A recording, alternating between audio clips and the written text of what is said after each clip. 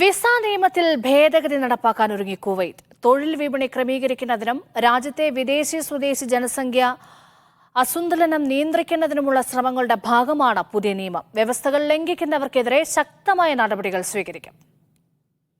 തൊഴിൽ വിസ അനുവദിക്കുന്നതിനും വിസ മാറുന്നതിനും Kuwait public authority manpower കൊണ്ടുവന്ന നിർദ്ദേശങ്ങൾ ജൂൺ ആദ്യം മുതൽ നടപ്പിലാക്കുമെന്നാണ് സൂചനകൾ.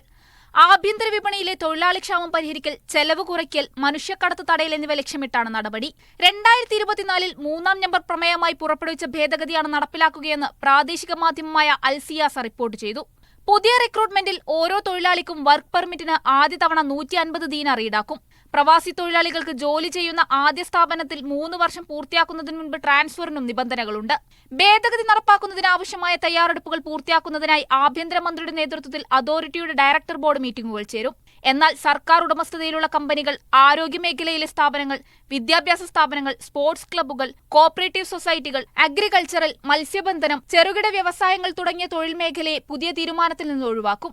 പുതിയ നിർദ്ദേശങ്ങൾ നടപ്പിലാക്കുന്നതോടെ പ്രാദേശിക വിപണിയിൽ നിന്ന് തന്നെ പ്രവാസി തൊഴിലാളികളെ റിക്രൂട്ട് ചെയ്യാൻ സ്ഥാപന ഉടമകൾക്ക് കഴിയും.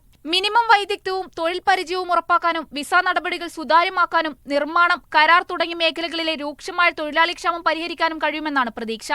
നിയന്ത്രണങ്ങളും വ്യവസ്ഥകളും ലംഘിക്കുകയോ പെർമിറ്റുകൾ ദുരുപയോഗം ചെയ്യുകയോ ചെയ്യുന്ന കമ്പനികൾക്കെതിരെ ശക്തമായ നടപടി സ്വീകരിക്കുമെന്നും അധികൃതർ അറിയിച്ചു. Media 1 Kuwait.